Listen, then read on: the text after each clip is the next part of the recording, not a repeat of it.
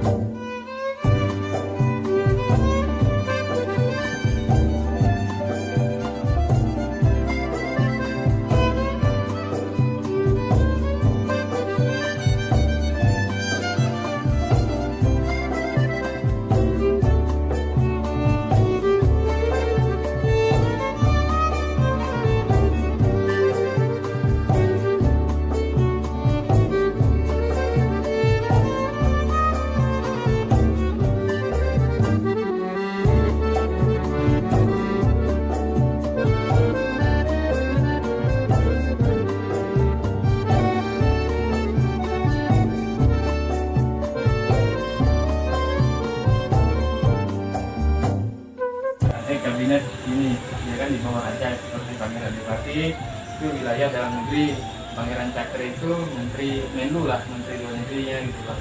Nah, seperti Pangeran Bendara itu menteri keuangan, dan juga Pangeran Mukti itu menteri keagamaan gitu lah. Dan pangeran-pangeran yang lain itu hanya merangkap yang lain. Kalau yang paling inti daripada kepengurusan di dalam keraton. Misalnya beliau. Nah, saya sendiri sebagai juru bicara sejarah Keraton Belanda ini, jadi yang mengenai sejarah kebanyakan saya yang istilahnya mengisi acara tersebut. Nah, kemarin kan disampaikan katanya mau berbicara tentang sejarah Islam ya. Iya. Ya, memang Landak ini merupakan sejarah Islam tertua. Nah, kalau kita ketahui juga bersama bahwasanya kerajaan Landak ini merupakan kerajaan Islam tertua di Kalimantan Barat. Bahkan pada umumnya itu di Kalimantan, Pulau Kalimantan. Karena Islam di Kerajaan Belanda ini ya tercatat dari Raja Abdul Qahar itu yang merupakan Raja Islam pertama itu kan dari 1472 awal abad ke-15 ya.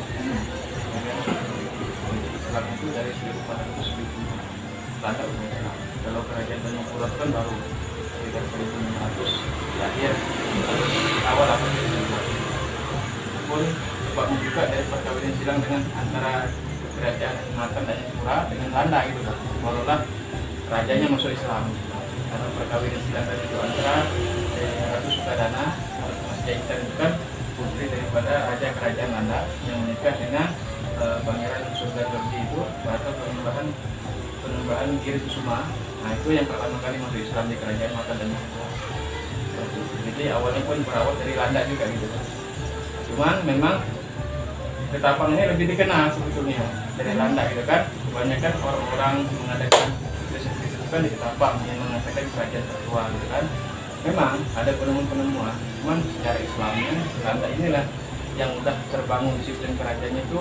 Memang sih bukan sistem keislaman, cuman kerajaannya itu udah Islam dari abad ke-15 awal itu. Jadi mengenai sejarah ini cukup rumit karena kita ini kan mencari sumber yang betul-betul akurat dan walaupun terbatas.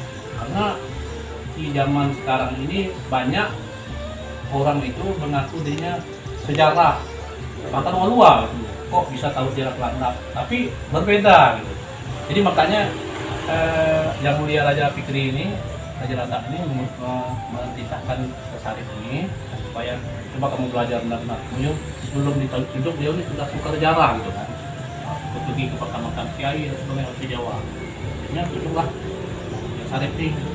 Saya bilang dia betul-betul kau pelajari, jangan berubah yang sudah ada. Sekarang sudah ada orang-orang yang merubah sejarah gitu, lain dari, tapi datanya dari Belanda, tapi mana datanya tidak lagi juga masih dengan kami. Jadi kami ini berdasarkan sejarah, berdasarkan bukti-bukti yang ada, yang tertulis zaman orang tua kami dulu, bukti-buktinya banyak. Jangan membuat sejarah itu istilahnya katanya buktikan dulu, dia orang itu percaya. Memang sejarah ini tidak 100% kuat, tapi minimal mendekati. Makanya kami memutuskan beliau ini dalam sejarah lah, gitu. Belajar apa ada data, ambil, bandingkan bukti. Sekarang ada bukti itu Pak. Sekarang kan katanya di mana dulu saya kasih dong tanah ya, buktinya mana? Sekarang memang terjadi begitu. Cari sumber yang saya lihat dulu, boleh silakan. Mantap. Jadi untuk kegiatan hari ini apa aja?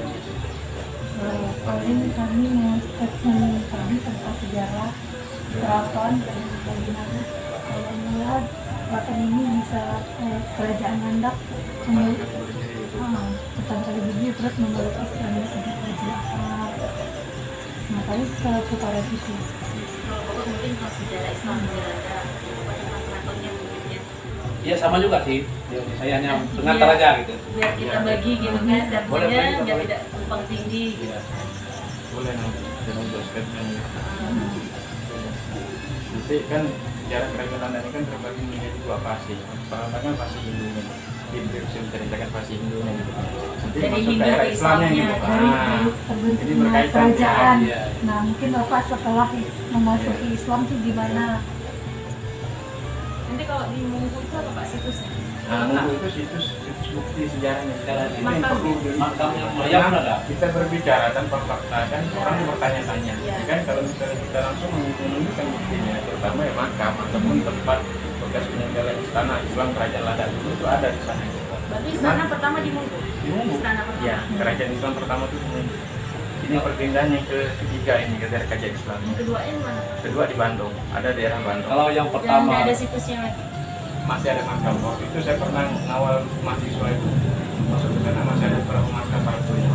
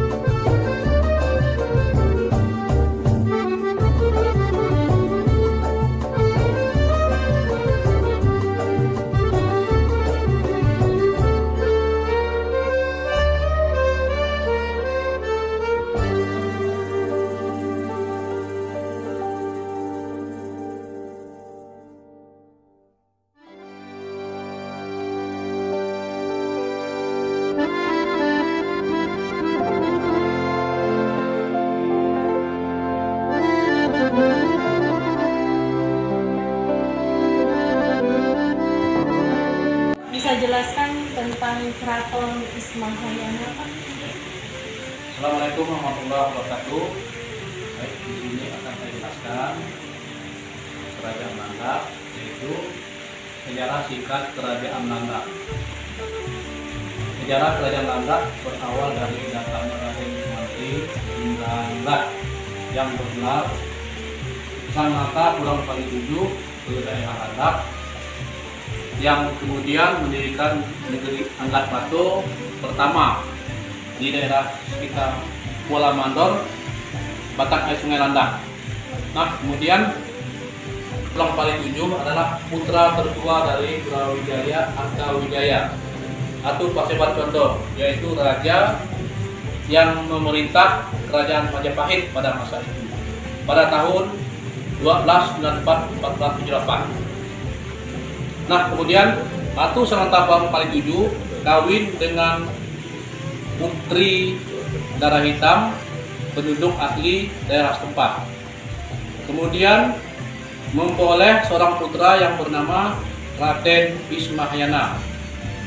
Kemudian setelah memeluk Islam, namanya berganti nama Raden Abdul Kahar. Beberapa lamanya di Bandung, sekitar 60 tahun lebih.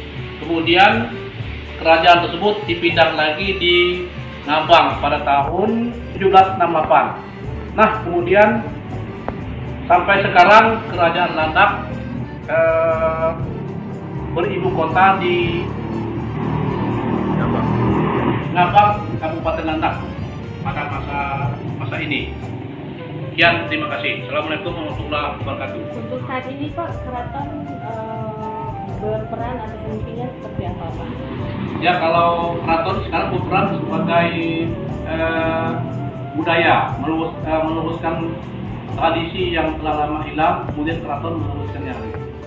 Kemudian ada agenda yang kita laksanakan pada setiap tahunnya, yaitu tumpang negeri setiap tahunnya. Itu karena kita mengenang pada masa pemindahan kerajaan Landak lalu itu telah dilaksanakan tradisi tumpang negeri. Makanya pada tahun 2000 setelah Gusti Suyanta dilantik sebagai Pangeran Ratu, pada masa itu kami melaksanakan tradisi tumpang negeri. Dari perpindahan tadi itu Pak Ya. Bangunan ataupun arsitektur.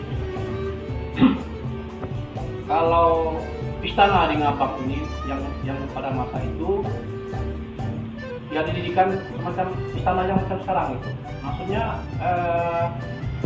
modelnya model istana gitu. Mungkin mengadopsi dari luar atau gimana, dari bentuknya atau arsitekturnya apa? Ya, kalau arsitektur sih model-model Melayu gitu ya. Keraton ini kedepannya ininya seperti apa atau bagaimana? Ya, kalau kedepannya terutama masalah bangunan kan, bangunan ini paling tidak perhatian pemerintah gitu. Karena ada bahasa mengatakan apa namanya itu, jangan melupakan sejarah gitu, jas merah kalau bahasa. Nah, kemudian harapan kami yang utama ini adalah bagaimana peran serta keraton ini terhadap pembangunan di Landak ini, ikut serta gitu, bekerja sama dengan pemerintah, membantu, memberikan pikiran dan saran bagaimana supaya kedepannya Landak ini lebih maju dan seperti daerah-daerah lain.